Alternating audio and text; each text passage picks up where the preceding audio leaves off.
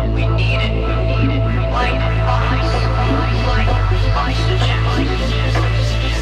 It's why we breathe it. Like water. Like a fox. Like a fox. Like a fox. Hey everyone, we know it's your favorite time of the week, and this, I must say, is going to be one of my favorite podcasts that I've had. We've got a tremendous guest here today. Her name is Anne Ahola Ward, and not only has she founded Circle Click Media and is the recognized authority in SEO, but she's Canadian, and you know how we all love Canadians. So Anne comes to us as one of the most recognized guests that we've had. She is recognized by Apple in their developer series. She's named as the top 50 inspirational entrepreneurs. And in fact, as a very friendly moniker, people call her the mother of startups. So with that, let me turn things over to Anne to say hello. Hi, thank you so much for having me today, and always a pleasure to speak with a fellow Canadian. Absolutely. Us Canucks have got to stick together. Exactly. Now, Anne, Circle Click Media is hardly a startup. I mean, congratulations. You just passed, actually last year, your 10th anniversary, which is an achievement that very few companies make. So congratulations on that. Maybe you could tell us a little bit about now what you're going to be doing sort of in this second decade of Circle Click Media. Thank you. I really appreciate it. So we started actually in the wake of the financial collapse in 2008, 2009. And so I think this recent experience has really got me thinking that it is time to double down on working with startups that I'm the most passionate about. We certainly have a number of amazing clients, but I think if anything, what's going to change in the next 10 years is that we're going to continue to specialize in emerging technology, which is my greatest passion. And I think we're also going to definitely focus on taking projects that we're passionate about and really honing in on what it is about emerging tech that gets me so excited. I think helping be part of building the future is one of the most amazing things I get to do in Silicon Valley, and I'm thankful for it every day. Absolutely. You're right there in the neck of things. Now, without naming names, because we're not asking for that, maybe you'd like to share some of the examples of emerging tech or areas of focus for the startups that you're particularly keen on? Oh, absolutely. So I like experiential startups, companies that help make technology accessible to others. So that could be augmented reality, virtual reality, companies that are really taking what's best of tech and then helping it translate to everyday people who maybe don't have that immersion. And so that's something I'm very passionate about, but I also just like cool stuff. I love gadgets too. So you're a gadget girl. Oh yeah. Figured. I've got a whole museum of gadgets in my guest closet, but I love gadgets. I love hardware. And like I said, I love anything that is going to enhance your life, anything that is going to make you feel smarter, better, stronger. That's what technology should do. Circle Click has been around for a long time, as I said. So what's your company mission now, and has it changed over the years? I definitely think it has. I think our sweet spot has developed to be, post-angel and seed funding to pre-Series A. One of my favorite things to do is to help that startup come up with the strategy that gets them the Series A funding. Speaking of change, what is your grand vision here on how to change the world? Well, I think, something I spend a lot of my time on and I have invested significantly in is doing broadcast all over the country. And I've actually been on TV in Canada as well. So one of the things I love to do is to take what's happening in trends, like for privacy, for example, working from home, how do you protect yourself? I develop 3-minute segments for local morning TV shows. And I have a publicist who helps me book those appearances. And so I've done almost 30 of them so far in the last 2 years. And that is something I really love to do because that way I can help people understand how to protect themselves. I can help them understand, what are ways that your phone can help you be happy versus unhappy.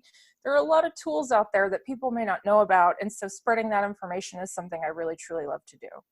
It's excellent. I did get the chance to catch you on one of the news segments last week. And like you said, those snippets are just spot on, exactly the kind of information you need, get you going. Let's turn things around here and say, okay, if people are going to look at you and your team and say, Anne is a good leader because why? Definitely, I think it's empathy is a key part of my management strategy. If I have someone on my team who's a top performer, which I would like to say they mostly all are, and then I see something happen that maybe doesn't feel in line with their typical performance, the first thing I do is ask them how they're doing. I don't assume, I don't judge, I don't have any topic that's off limits. If they want to talk to me about what's going on, they can. If they don't want to, they don't have to. But I think putting people first, they need time to be with their family, then they should be with their family. And I think by creating a culture where you don't have to be putting on errors, if you don't feel like you're up to your, usual self and you don't want to work, then we'll work around that. And so I think by treating people as humans first, that has allowed me to expand my team. Amen to that. That's a very Canadian thing as well. So I like to hear that. This question, we've had a variety of answers on everything from quitting smoking to very complex sorts of business decisions and transactions that have had to happen. But the question to you, Anne, is what is the hardest thing you've ever had to do?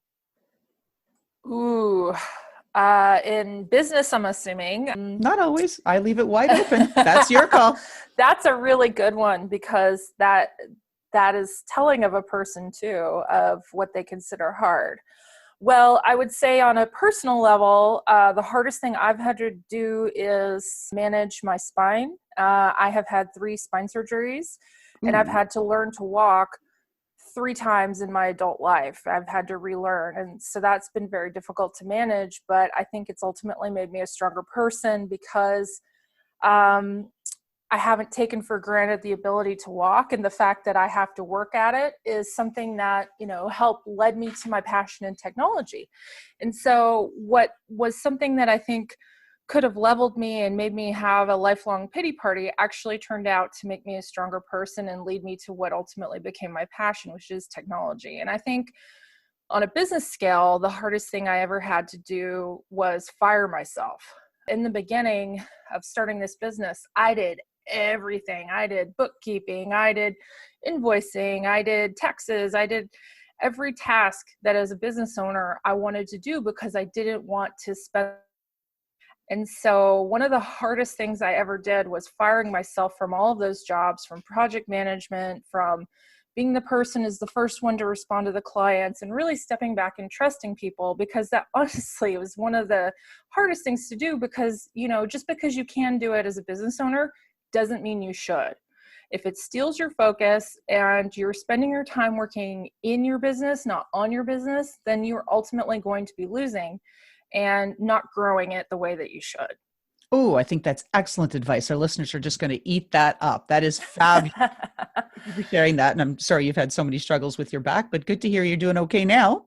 Oh yeah, I have some great care here in California. Last surgery was a success. I stay on top of it. I just view it now as another project to manage, and I do my best. And it's just one more, right? You've already got 90, so what's one more, right? Exactly. There you go.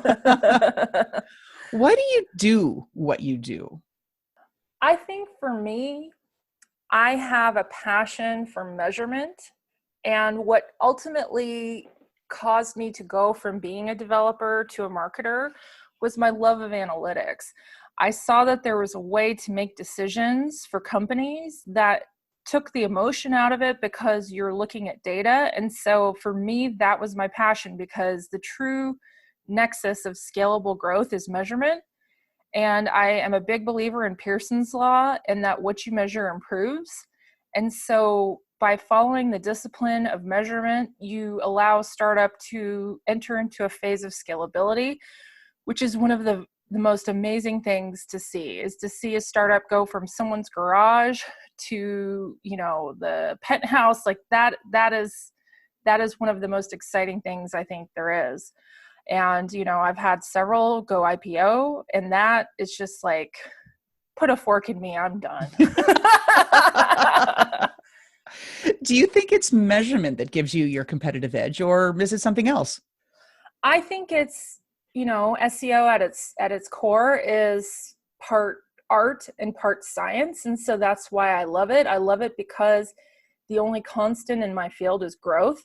And so anybody who's on top today is not going to be on top tomorrow if they don't stay on their game. And I'm a, diligent person. I read, I stay up on the industry, I do my own research. And I think those things get rewarded in the world of SEO because it's a little bit creativity, excitement, marketing, but then it's also this hard edge of analytics. And I'm a whole brain person in that I love both sides of the coin.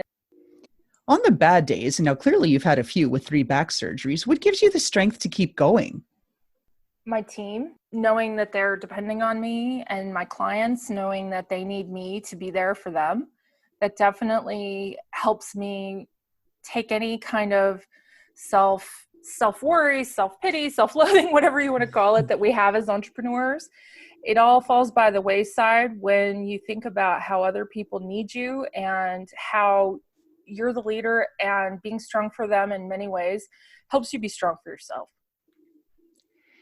What do you think is holding you back from being, now this is kind of a funny question, but I was going to say wildly successful, because you've already been named on just about every list that there is, but like, what's next? Anything holding you back? What do you think? Well, I mean, of course, I think something that makes me a little different from my peers in the agency world is that I would like to keep a presence on every account. And I think if I wanted to grow my agency much bigger and take myself off of older accounts or smaller accounts, then I would be able to grow bigger, but I don't really want to. Well, I mean, you're profitable year after year. That sounds pretty successful to me. But it's not wildly. Well, right. It's all your definition, right? Like we said, how do you see it, right? If you could change anything from your past, say I gave you a magic wand, what would you change? What would be different? I think, I initially started the agency with a partner, and there were definitely some red flags with that partner. And I think it was an expensive exercise to separate when we did back in the beginning. And I think what I would have done differently is to trust that I could have done it on my own, because I very much could have. But that early initial failure, I don't know that I would take it back, but the fact that I had it definitely is something that I've looked back on many, many times. All right. Now, the next question, which just adds to my book reading list every week with every guest, but I love it because I've read some really good books. Besides, of course, your book, which is The SEO Battlefield, what book do you recommend that we read? Well, I would say, I really enjoy the books from Brian Solis. He's a good friend of mine. He's written so many good books. His most recent about UI, UX, I think, I would check him out. He's a great author, and he really helps you expand your mind in business. Like, What's the Future of Work is a good one. He's got 8 out, so there's plenty to choose from.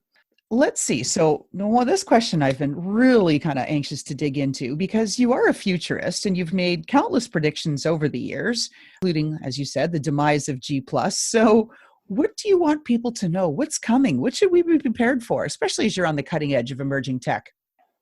I think privacy is probably the most exciting area of advancement. I think that during this pandemic, there have been some egregious affronts to our personal privacy online, and I think that there's going to be some course correction there as legislators get more educated and catch up. I think that consumers are becoming more aware of data privacy and the issues therein, and I think that that's going to help our legislators in terms of fighting back. I'm most concerned about law enforcement and their use of facial recognition in terms of privacy, because we know that Amazon has been selling facial recognition systems to police forces around the United States at bargain basement prices. And so my great fear is that some of those states that still have red light cameras will then become facial recognition cameras. And I don't think that the government should have that power. And I think lastly, I think that AI is about to have its own moment of reckoning. I think that as much as we think of Skynet and all these worst case scenarios, I actually think that it is not as advanced as most people think. And it's due for some serious growing pains, because these neural networks are not as advanced as we think they are. And so I think we're going to see a lot of job growth in that field. And I think we're going to see definitely the trust of AI get tested in the coming weeks and months and years.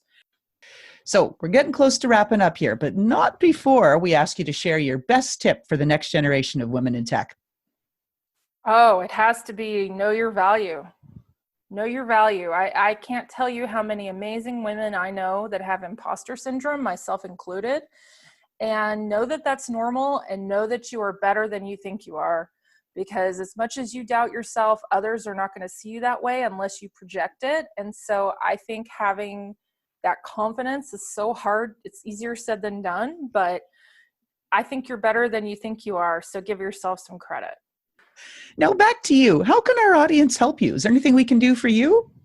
I definitely spend a lot of time on Twitter, and I love chatting on social. So if anybody wants to follow me on Twitter, I'm at Annebot, ANNEBOT. And I love cool stuff. I love trends. I love, interesting geeky things. So I would love for people to reach out and chat with me. We'll do that. Make sure. Annebot on Twitter and also on Instagram. Last question. If your shoe style, and this is my favorite, reflected your personality, are you a boots, stilettos, sneakers, flats, or flip-flops kind of gal, Anne? Well, I would say none of the above. I am an endless supporter of the wedge. I think the wedge is the coolest heel that there is, because it's fun looking, it's supportive, and you're never uncomfortable. Ooh, I love that. I might have to add that one in as a permanent change to the question, because you're right. You can walk on grass in wedges, right? Like, it's really hard to do stilettos. Exactly. You feel like you're dressing up. Exactly. You feel like you're dressing up, but you're still comfortable. That's, to me, the best of both worlds. Well, I love it. Well, with that, thank you so much, Anne, for taking your time today and all of your insights on our Like a Boss podcast. Thank you so much for having me. It was wonderful talking to you today. And how about that fantastic intro by Touch Circle?